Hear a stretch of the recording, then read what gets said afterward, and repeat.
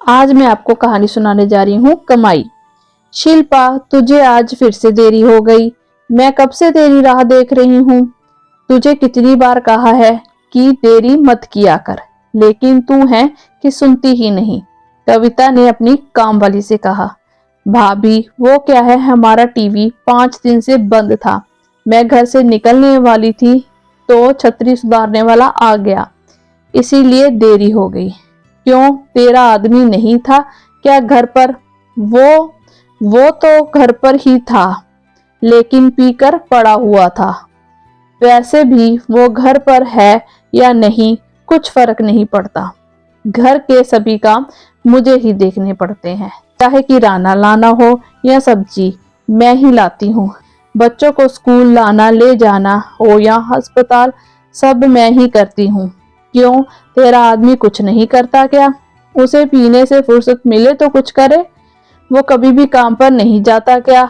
जाता है कभी कभी, लेकिन जितना भी कमाता है पूरे पैसे की दारू पी लेता है। कुछ बोलो तो बोलता है कि मैं मेरी कमाई की पी रहा हूँ। उसे घर से कोई मतलब नहीं है।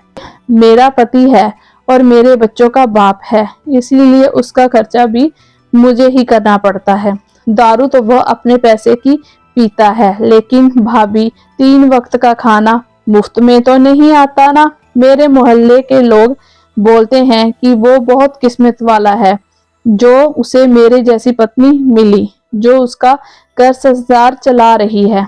दूसरी होती तो कब की छोड़कर चली जाती। मेरे माँ बाप ने मुझे पढ़ाया नहीं तो कोई ढंग का काम करती। लेकिन कोई बात नहीं, कोई काम छोटा बड़ा नहीं होता। मैं मेरी कमाई खाती हूँ, ये बात क्या छोटी है? भाभी, एक बात पूछूं? हाँ, पूछना। आप इतनी पढ़ी लिखी हैं, फिर आप क्यों नहीं कुछ काम करती? मुझे कमाई करने की क्या जरूरत है? मेरा पति कमाता है ना, वो मेरे लिए ही तो कमाता है। बात तो बराबर है भाभी, भला आपको कमाई करने की क्या जरूरत है? भैया तो कमाते ही हैं। इतने में बेल बजी। शिल्पा ने देखा तो कोरियर वाला था। कविता पार्सल खोल के देख रही थी। उतने में ही उसका पति आ जाता है। कविता के हाथ में नया डिनर सेट देखकर कविता पर एकदम से चिल्लाने लगता है। कितने का आया डिनर सेट? जी, 1500 रुपए का। कविता ने डर से कंपकपाते हुए कहा। तुम्हें पता भी है कि 1500 रुपए कमाने के लिए कितनी मेहनत करनी पड़ती है? इतना महंगा डिनर सेट खरीदने से पहले तुमने मुझसे एक बार भी पूछना जरूरी नहीं समझा? वो क्या कर रही हो? मैंने कितनी बार कहा है कि मुझसे पूछे बिना तुम कुछ नहीं खरीदोगी। कब अकल आएगी तुम्हें? कविता चुपचाप अपने आंसू पोंछने लगी। तभी बेल बजी।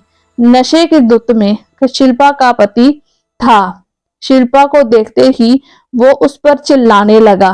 तेरे को कितनी बार कहा है कि घर जल्दी आ जाया कर, बात तेरी समझ में नहीं आती। घर चल, बताता हूँ तेरे को। तू क्या बताएगा? अरे मेरे को, मेरी ही कमाई खाकर मेरे पर ही गुर्रा रहा है।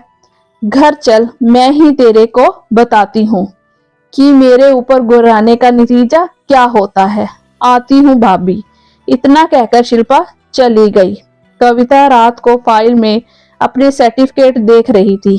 कमाई करने की क्या जरूरत है, यह उसे अच्छी तरह से समझ आ गया था कि कमाई करना आजकल सभी के लिए जरूरी है, चाहे वो पति हो या पत्नी। शिक्षा। इस कहानी से हमें यह सीख मिलती है कि पति हो या पत्नी, दोनों को आत्मनिर्भर होना चाहिए, क्योंकि जिंदगी जीने का हक हर एक को होता है। धन्यवाद।